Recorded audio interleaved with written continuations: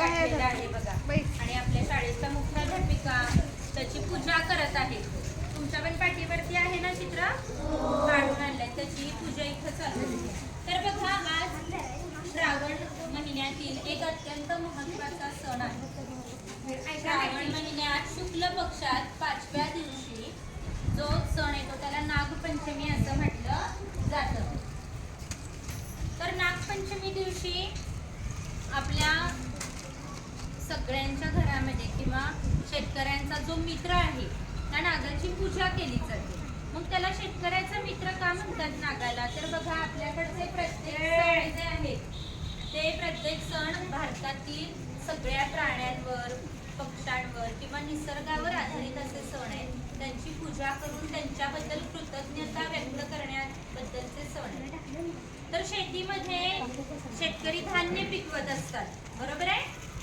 मग ते पिकवलेलं धान्य साठवून ठेवलं जातं आणि तिथं उंदीर जे असतात, उंदीर त्या पिकाचं नासधूस करतात किंवा ते धान्य सगळं खराब करतात.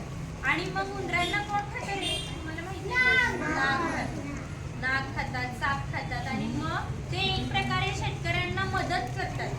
काय करून? मांजर पण खाते आणि नाग पण खातो, साप पण खातो उंदरांना, आणि मग पिकाचं नुकसान होत नाही, हो की नाही? आणि म्हणून त्याला नागाला आपल्या शेतकऱ्यांचा मित्र म्हटलेलं आहे. मग बघा, पूर्वीपासून भारतामध्ये ह्या ज्या पद्धती आहेत की सगळ्या निसर्गामधल्या प्राण्यांबद्दल आपण एक आपली कृतज्ञता व्यक्त करण्यासाठी त्यांची पूजा करतो. आणखी एक सण असतो बैलपोळा. या दिवशी आपण कुणाची पूजा करतो रे?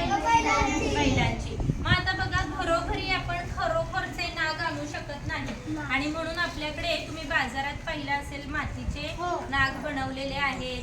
अशी त्याला फणी असते आणि मग ती काय केली जाते? त्या नागाची पूजा खरोखर केली जाते, हो की नाही? मग श्रावण महिन्यात 5व्या दिवशी येणाऱ्या सणाला काय म्हटलं जातं? पंचमी. पंचमी म्हणजे 5व्या दिवशी येतो तो. शुक्ल पक्ष आहे चालू. मग आणखी तुम्ही नागोबाला असं कुठं पाहिलंय? कुणाच्या गळ्यात वगैरे सांगा? देवांच्या. आणि आजचा दिवस श्रावण सोमवारचा पण आहे. सरस्वतीची पण पूजा करा.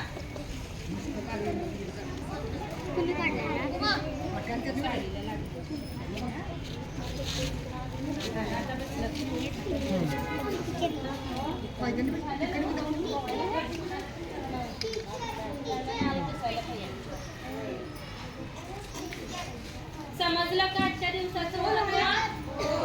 आजच्या दिवशी आणखी एक गोष्ट करतात. आपल्याकडं सगळ्या मुली, महिला एकत्र येतात आणि पारंपरिक गाणी जी आपण गौरी गणपतीत म्हणतो बघा, तशी गाणी म्हणतात. हातावर मेहंदी काढतात, नवीन नवीन साड्या नेसतात, मुली छान छान नवीन कपडे घालतात आणि आजचा दिवस सगळेजण आपण असा साजरा करतो. आता आणखी एक गोष्ट, नाग, साप यांना दूध दिलं जातं पण ते दूध असं पीत नाही, हे मात्र लक्षात ठेवा.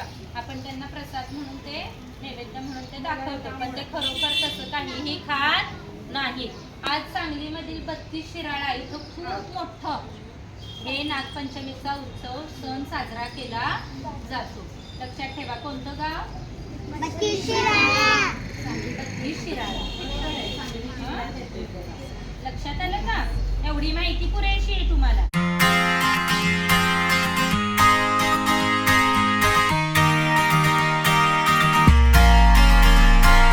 Lying here, pretty sure alone and tired of sleeping on my own. I wish your name would flash upon my phone, reminding me I'm not alone. Traps in this burning room, flames in the shape of you. You left me standing in the dark. You left my heart in tune. These words were made for you, and now we're nothing but a spark. 'Cause the hardest thing I'll ever do is walk away, still loving you, but now I'm just somebody that you love. You let me in, you spell me out your song, and I can live it out, but now I'm just somebody that you love. Somebody that you love. Somebody that you love. somebody that you love, somebody that you love.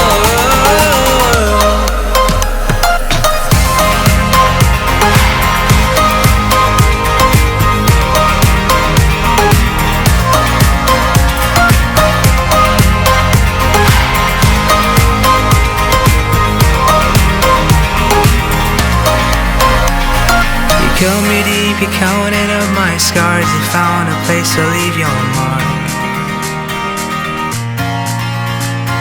I never thought that we would fall apart, but loving you just broke my heart. Traps in this burning room, flames in the shape of you. You left me standing in the dark. You left my heart in two. These words were made for you, and now we're nothing but a spark.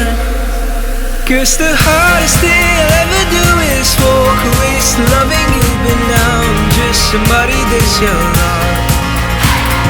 You let me in, you spilled me out your song, and I can live it out, but now I'm just somebody